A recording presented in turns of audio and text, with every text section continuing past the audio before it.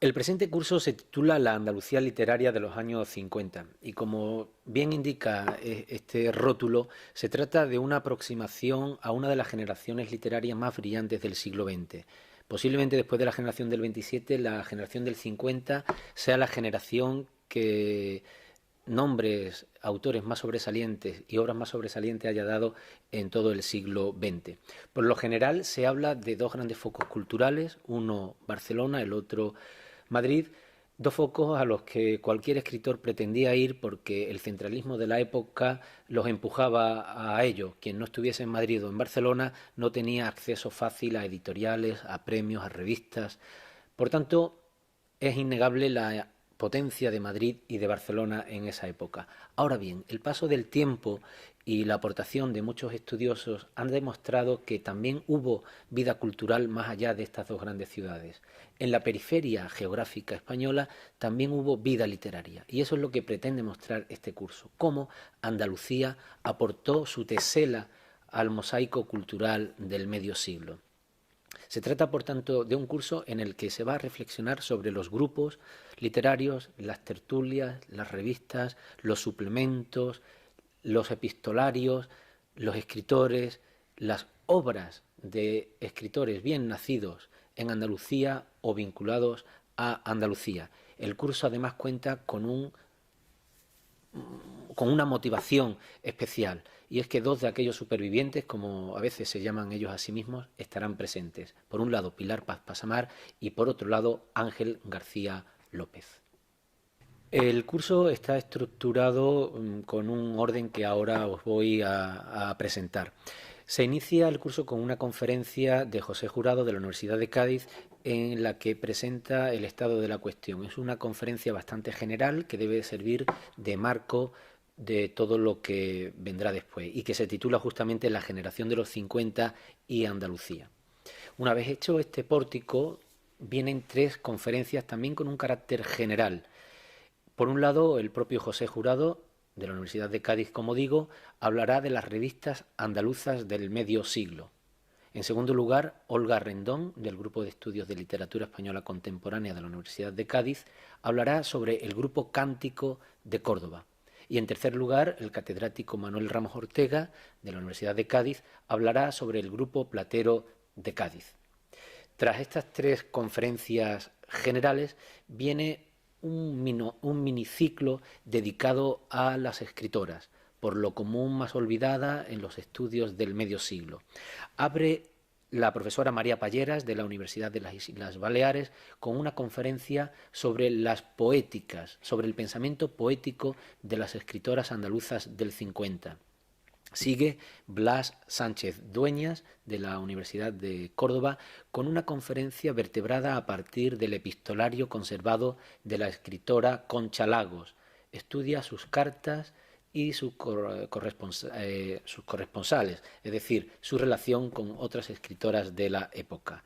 Y, en tercer lugar, la profesora Pérez Bustamante, de la Universidad de Cádiz, se centra ya en la obra particular de Pilar Paz Pasamar.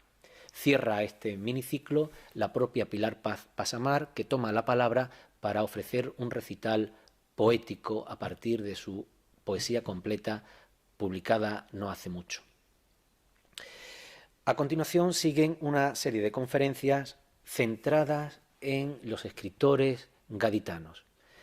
Comienza el escritor Jesús Fernández Palacios hablando del que fuera su amigo, el escritor Carlos Edmundo de Ory. A continuación, la profesora de la Universidad de Valencia, Chelo Candel, habla de Ángel García López. Y a continuación tenemos al segundo protagonista de este curso. Ángel García López toma la palabra para ofrecer un recital poético y también para hacer memoria de aquellos años, de sus vivencias y de su relación con otros escritores. Continúa el escritor Felipe Benítez Reyes ofreciendo una conferencia sobre el relativamente reciente Premio Cervantes José Manuel Caballero Bonal. Y cierra este segundo ciclo la profesora Amalia Vilches de la UNED, que hablará sobre el escritor Fernando Quiñones.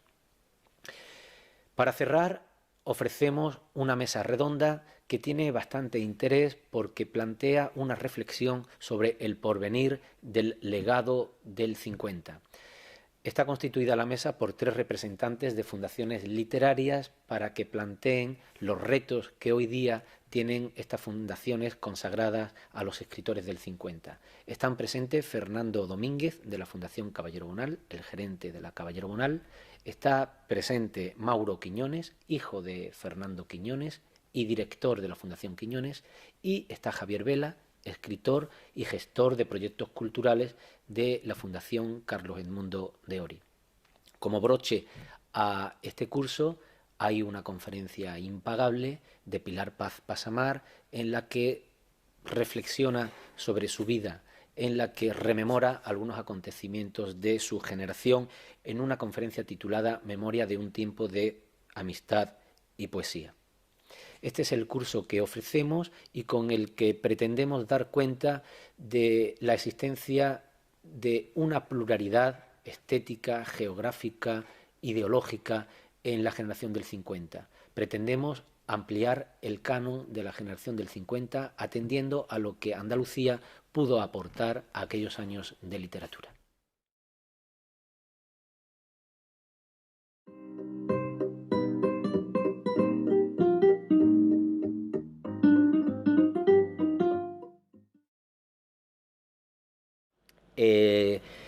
Os voy a explicar la estructura del curso y el sentido que tiene la organización de este curso. Este curso lo monté a raíz de la noticia del Premio Cervantes a Caballero Bonal, porque eso me hizo pensar en que la gran generación literaria que ahora mismo nos queda, después de fallecidos los del 27, es la generación que se ha llamado del 50. Estos son los autores mayores, los veteranos de las letras españolas. Y normalmente se habla mucho de los que están por Cataluña, por Barcelona, y se habla mucho de los que están por Madrid, o de los que estuvieron por Madrid. Pero se olvida que hubo otros focos culturales en España. Y la concesión del Cervantes a Caballero Bonal de Jerez me hizo pensar en que era el momento de nosotros reivindicar, o al menos recordar, los nombres, las figuras, las obras esenciales de los andaluces que, bien desde Andalucía o bien ubicados en Madrid o en otras ciudades españolas, también aportaron su tesela al mosaico de la literatura de los años 50. Ese es el objetivo del curso, por tanto, recordar, refrescar la memoria de algunos nombres y obras de la Andalucía de aquellos años 50 y hasta la actualidad, que han aportado bastante a las letras españolas. Como de eso se ha reflexionado mucho, pensé que era también hasta cierto punto más enriquecedor que miráramos eso con otras perspectivas nuevas. Y así, aunque las conferencias luego, por el horario de o por la vida de cada uno de los conferenciantes, han tenido que ir ajustándose de otro modo, vais a asistir a 3 tipos, a 3 bloques de conferencia. Una primera en la que vamos a intentar reflexionar sobre los grupos literarios de la época y cómo tuvieron sus revistas literarias como plataforma de difusión. Ahí fundamentalmente hablaremos de un grupo que hubo en Cádiz, que se llamó Platero. La conferencia la dará un profesor de la Universidad de Cádiz, Manuel Ramos, y hablaremos también de otro grupo que, muy cerquita de aquí y antes que Platero, existió en Córdoba, llamado Cántico, y eso lo dará otra profesora, se llama Olga Rendón, y que está aquí. Yo mismo hablaré de las revistas en mi conferencia, de la época, de todas las revistas andaluzas, para terminar con ese primer bloque dedicado a grupos y revistas de la época.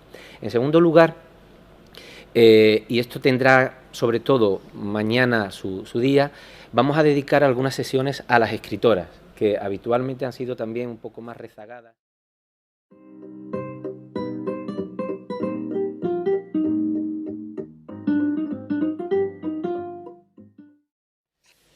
Bueno, damos paso, por tanto, a la primera conferencia ya del curso. Ya va a ser algo mucho más específico, lo vais a notar, no tan general como la anterior, que consistía en un panorama que aclarase a quienes no conocen la época algo, aquellos años de literatura. Esta primera conferencia se titula Las revistas literarias andaluzas del medio siglo y sirve de pórtico a lo que luego 2 compañeros van a hablar de grupos más específicos en esa literatura. Hay una frase que se suele repetir cuando estudiamos las revistas literarias, de un ensayista, poeta madrileño, Guillermo de Torre, que dijo: en el principio fue la revista.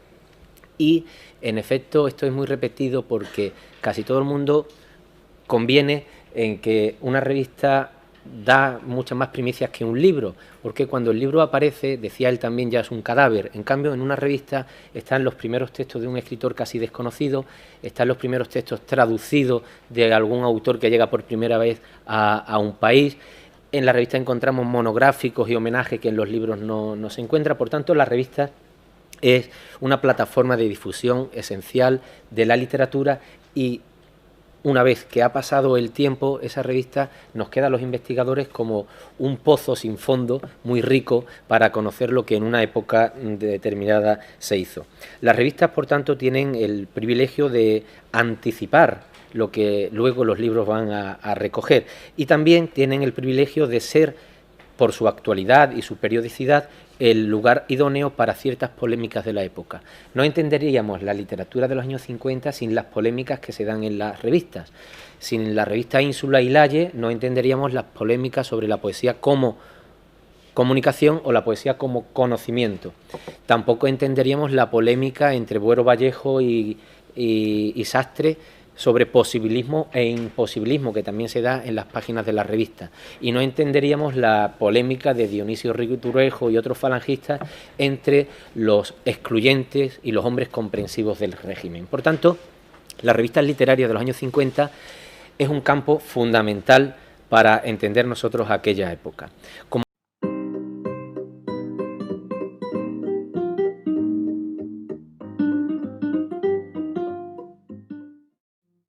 Como ayer también el profesor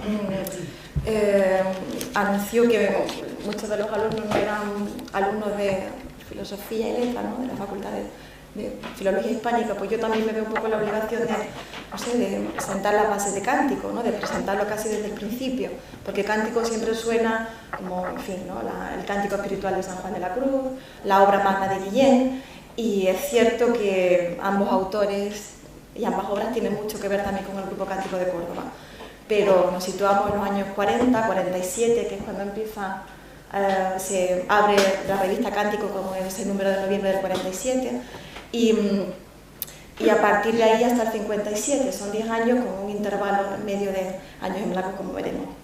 El origen y formación del grupo, pues hay una máxima que me ha quitado el profesor Jurado, que tomó él ayer para inaugurar su conferencia, y yo también la tenía preparada para abrir la mía.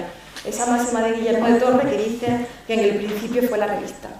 Y es cierto, ¿no?, es cierto que Cántico, al igual que otras, supone el encuentro de afinidades estéticas innovadoras, de propuestas literarias que intentan hacerse un hueco en el panorama general de una época, y que una revista aglutina siempre en sus páginas, como vimos ayer, ¿verdad?, nombres de autores, de poetas que cuando pasa el tiempo y cuando despegan su carrera literaria se convierten en nóminas de manuales de literatura. Pero yo diría que aún antes de la revista suele darse otras circunstancias más ociosas que predisponen a que una empresa cultural de ese calibre germine. Y en el caso de la revista Cántico, el origen está en sesiones de música en casa de un maestro del conservatorio, está en la lectura silenciosa, clandestina, de libros prohibidos que estaban escondidos en el cuarto de los infiernos, que le llamaban así, de la Biblioteca Pública de Córdoba, y sobre todo el origen de Cántico está en las tabernas de Córdoba. Y no lo digo yo, lo dice Pablo García Baena, que reconoce, que recuerda además cómo a ese grupo de amigos le llamaban la peña nómada, porque iban, además lo ha contado muchas veces, ¿no?, iban de taberna en taberna en su itinerario particular, su viaje.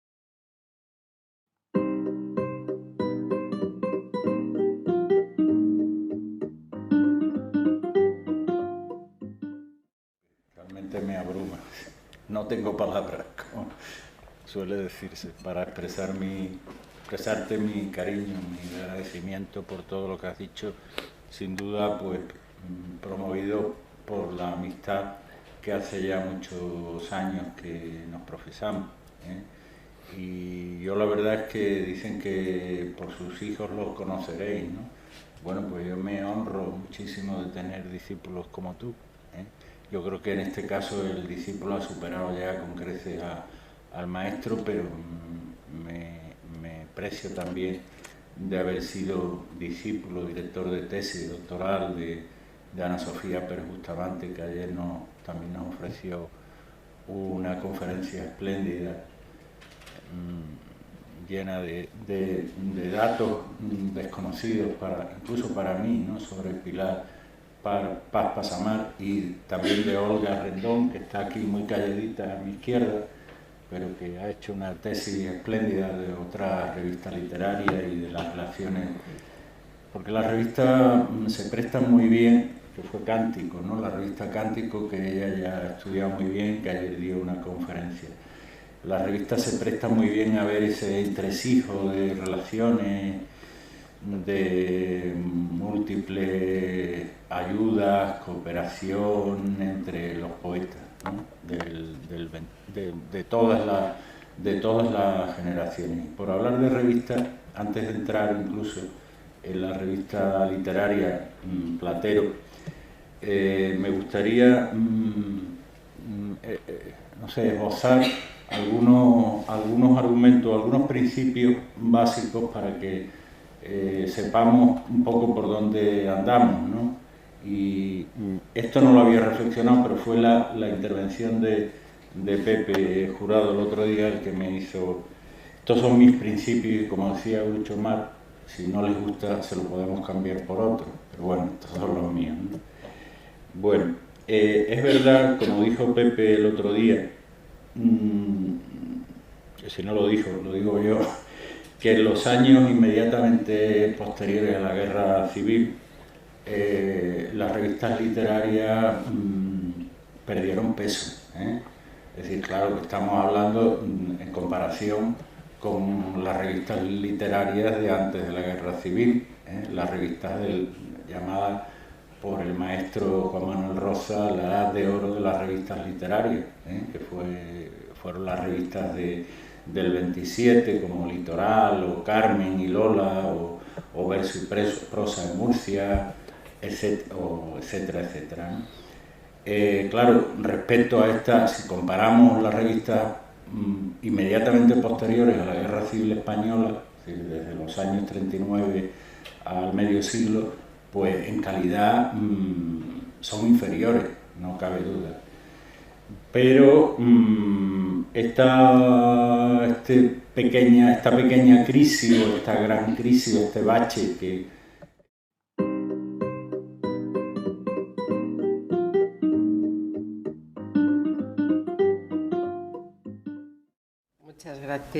Muchas gracias a ti por estas palabras que considero fruto del afecto antes que de otra cosa, y quiero a mi vez agradecer a la Universidad de Cádiz, a los responsables de estos cursos de verano, a los compañeros, a los colegas que nos acompañan y a los alumnos, y a ti muy en particular, la organización de este encuentro y el que hayas querido contar conmigo para ello.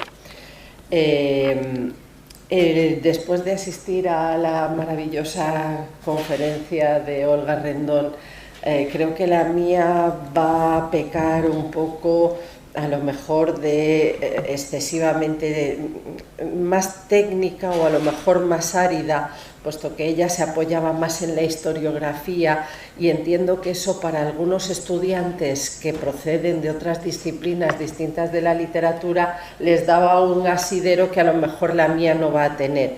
En mi descargo voy a decir que el asidero que puede tener para estudiantes que procedan de otras disciplinas puede ser justamente, ya que me imagino que todos ellos, si están apuntados aquí, será porque les gusta la literatura, porque tienen interés por la literatura, que me ha apoyado en textos concretos, y que, siguiendo las indicaciones de nuestro director, le mandé un conjunto de textos que ya está subido a internet, que es más amplio de los que voy concretamente a analizar aquí, porque el tiempo pues nos apremia. Entonces, dicho esto, paso ya a hablar de las poetas andaluzas del 50 ante su oficio. Cuando las autoras del 50 arrancaron su andadura, la opción de escribir poesía en un plano profesional seguía considerándose socialmente una anomalía. Con su acostumbrado gracejo, Gloria Fuertes, que siempre lamentó haber sido víctima de una educación sexista, Anotaría mucho más tarde en Historia de Gloria un dicho de mi madre refiriéndose a mí. Decía, y ahora le da por escribir, como si no...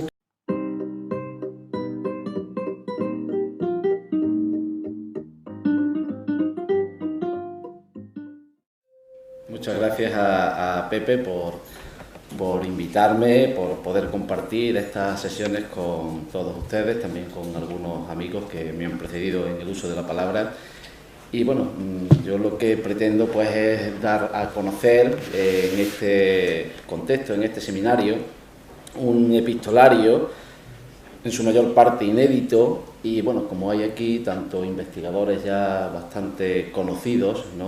Y que están trabajando en esta línea, pero también pues algunos alumnos, pues intentar alumbrar o intentar iluminar o animar, ¿no? A que también buceen en los archivos, a que conozcan otras realidades, además de los textos literarios, porque bueno, en muchas ocasiones son textos con muchísimo jugo. Yo de esa manera he titulado un poco esta charla, la trastienda poética, en estos epistolarios, en estos archivos, ¿no? De los escritores, pues podemos ver o podemos descubrir cosas que pues en las historias de la literatura no se dicen, porque no se pueden decir, porque están mal vistas, porque pueden desacreditar o pueden poner en tela de juicio algunas cuestiones, o si se dicen pues tienen que ser de una manera bastante cautelosa porque se pueden herir susceptibilidades. De tal manera que yo voy a presentar aquí un muestrario, ¿no? De algunas de estas misivas, de algunas de estas cartas, de las amistades o no amistades o contraamistades o relaciones a veces fáciles, a veces un poquito más complicadas entre algunas poetas de este momento, de los años 50, como ha dicho muy bien Pepe, a través del epistolario, del conjunto epistolar de una escritora de este momento, que es Concha Lagos, que mantuvo pues correspondencia pues no solo con la florinata de los escritores de este momento, sino bueno, pues prácticamente con todo aquel que quería ser escritor en este momento. De tal manera que voy a ir contraponiendo pues algunas reflexiones y fundamentalmente también lo que más me interesaba en esta charla es presentar textos y abrir vías, ¿no? Para que todos vosotros pues, os vayáis luego al archivo de la Biblioteca Nacional de Madrid o bueno, seguirse ya, ¿no? Por internet se pueden pedir muchas de estas correspondencias.